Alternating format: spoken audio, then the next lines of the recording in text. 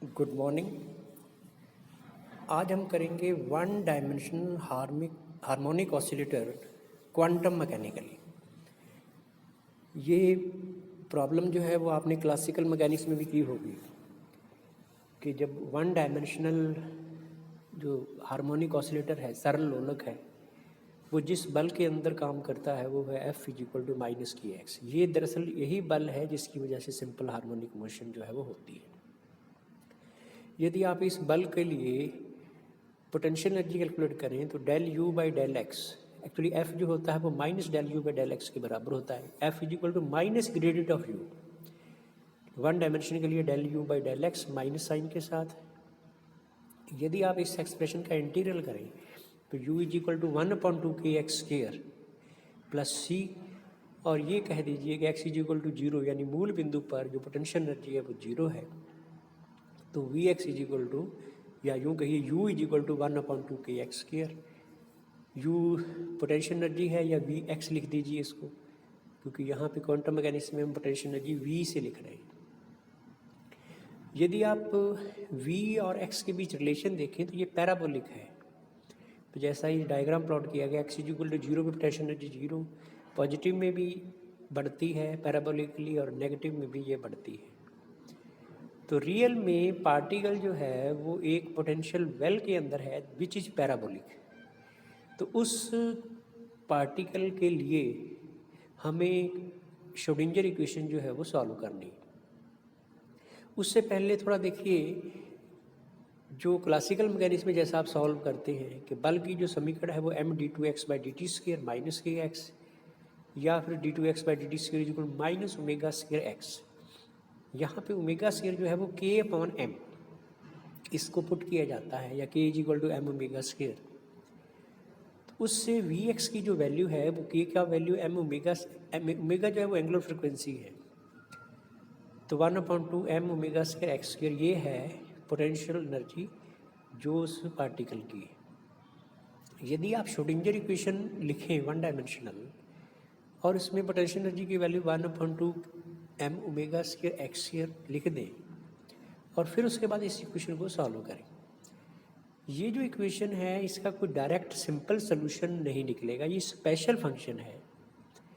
और इसमें पहले हम इसकी एक प्रॉपर फॉर्म बनाने के लिए पुट अल्फा = m⍵/h², ये पुट करें, और दूसरा पुट ये करें कि y = αx, और तीसरा सब्स्टिट्यूशन एक और किया जाएगा, लैम्डा = 2e/h×ω। तो सबसे पहले जो del by del x operator है वो कुछ इस तरह से लिखा जा सकता है कि del by del Y = del by del X and del X by del Y. अब del Y by del X जो है वो अल्फ़ा है, तो ये डेल बाई डेल वाई जो है वो 1/α डेल बाई डेल एक्स होगा, और डेल 2 बाई डेल x² जो आएगा, डेल बाई डेल एक्स जो होगा वो alpha times del by del y होगा, और डेल 2 बाई डेल x² जो होगा वो α² डेल 2 बाई डेल y² होगा। तो ये हमने पुट कर दिया है इस एक्सप्रेशन के अंदर। तो इक्वेशन में जो x की बजाय y के अंदर इक्वेशन हो गई, और अल्फ़ा जो है वो हमने पुट कर दिया है m⍵/h²। ऐसा पुट करने के बाद जो ये इक्वेशन बन गई वो del 2 psi by del y² 2e/h×ω minus y² psi = 0। अब 2e/h×ω को लैम्डा कह दीजिए, तो ये जो एक्सप्रेशन है वो बन गई del 2 psi by del y² plus lambda minus y² psi = 0। अब देखिए यहाँ पर इस एक्सप्रेशन को सॉल्व करना है। अभी यहाँ ये जो इक्वेशन नई लिखी गई है, इस इक्वेशन में सिर्फ देखा जाए तो x की जगह पे y आ गया, बाकी इस इक्वेशन की फॉर्म है वो लगभग अभी भी वैसी ही है जैसी इससे पहले थी, जो x के साथ थी। अब साई की जो कंडीशंस है कि साई सिंगल वैल्यूड होना चाहिए, कंटिन्यूस होना चाहिए और फाइनाइट होना चाहिए, और इसके साथ साथ पार्टिकल का जो वेव फंक्शन है वो नॉर्मलाइज भी होना चाहिए, यानी टोटल प्रोबेबिलिटी = 1, तथा psi x must goes to 0 as x गोज टू प्लस और माइनस इन्फिनिटी। अब देखिए ये स्पेशल फंक्शन है, और इसको सॉल्व करने के लिए हेर्माइट इक्वेशन जो है वो हमें बनानी पड़ती है। तो ये एक अलग से मैथमेटिकल प्रॉब्लम है। तो यहाँ पर इस स्टैंडर्ड के अंदर हम इस इक्वेशन को बिना और तरीके से सॉल्व किए डायरेक्ट सोल्यूशन जो है वो लिख रहे हैं। नॉर्मलाइज सोल्यूशन है ये इस एक्सप्रेशन का। Psi n x is equal to n n e raise to minus alpha square x square upon two h n alpha x. यहाँ पे एच एन अल्फा एक्स जो है एक्चुअली एच एन वाई है और इसकी value जो है वो -1 raise to power n e raise to y square del n by del y n e raise to minus y square होती है।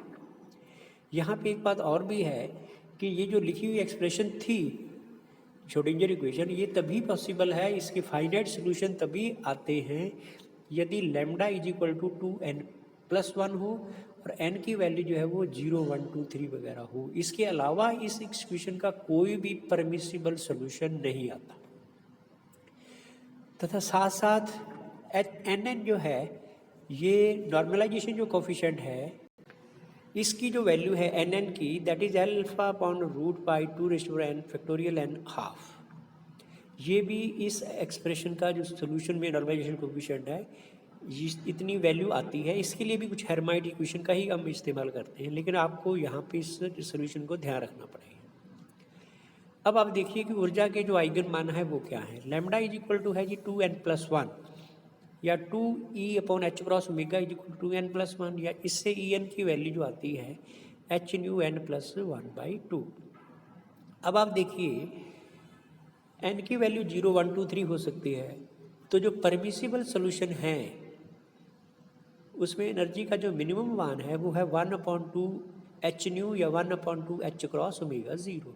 नेक्स्ट वैल्यू जो है वो 3/2 h cross omega 0, 5/2 h cross omega 0 and so on. यानी जो जो energy की values possible हैं उनमें जो स्पेसिंग है that is h cross omega 0। तो मिनिमम एनर्जी जो है वो 0 नहीं हो सकती। ये क्लासिकल मैकेनिक्स से डिफरेंट रिजल्ट है। क्लासिकल मैकेनिक्स के अकॉर्डिंग जो आपकी मिनिमम एनर्जी है वो 0 हो सकती है, लेकिन यहाँ नहीं हो सकती। अब आप देखिए कि आइगन फंक्शंस, तो आइगन फंक्शन जो साई एन वाई है वो वैल्यू ये हमने लिखी थी। अब आप यहाँ पर एच एन वाई इसकी वैल्यूज निकालें इस फार्मूले से। ये फार्मूला जो है बेसिकली रॉड्रिक्स फार्मूला कहलाता है। इसमें n इज इक्वल टू 0 रखिए, h0 y is equal to 1, n is equal to 1 रखिए 2y, n is equal to 2 रखिए तो ये 4y² - 2 और इसी तरह से n इज इक्वल टू 3 से भी वैल्यू आएगी। साई 0x ये जो मान है n का मान 0 रखने से ये लिखा गया है alpha upon root pi half power half e raise to -y²/2। Psi 1y is equal to alpha upon root pi और पूरे का power half √2y e raise to -y²/2। Psi 2y is equal to ये भी इसी तरह से 2y² - 1 E raise to -y²/2 और इसी तरह से Sai 3y, Sai 4y, Sai 5y ये भी आप इसी तरह से निकाल सकते हैं। अब आप देखिए कि इनको प्लॉट किया गया है।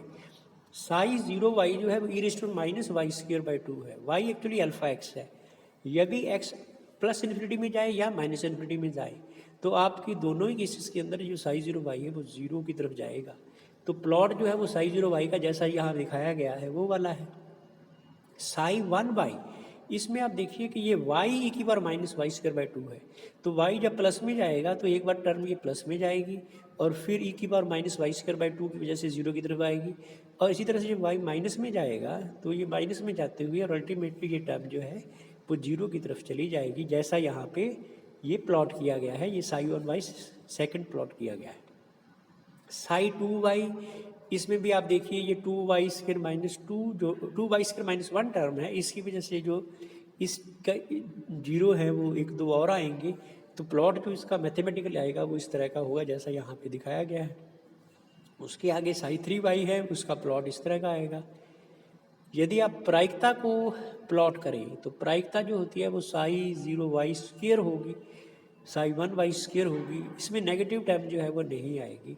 साई 3y इसमें भी मॉडुलस लेके स्क्वायर करेंगे तो जो नेगेटिव है साइड उसका स्क्वायर करोगे तो पॉजिटिव हो जाएगा, जिससे जो प्रोबेबिलिटी है वो आपकी पॉजिटिव ही रहेगी।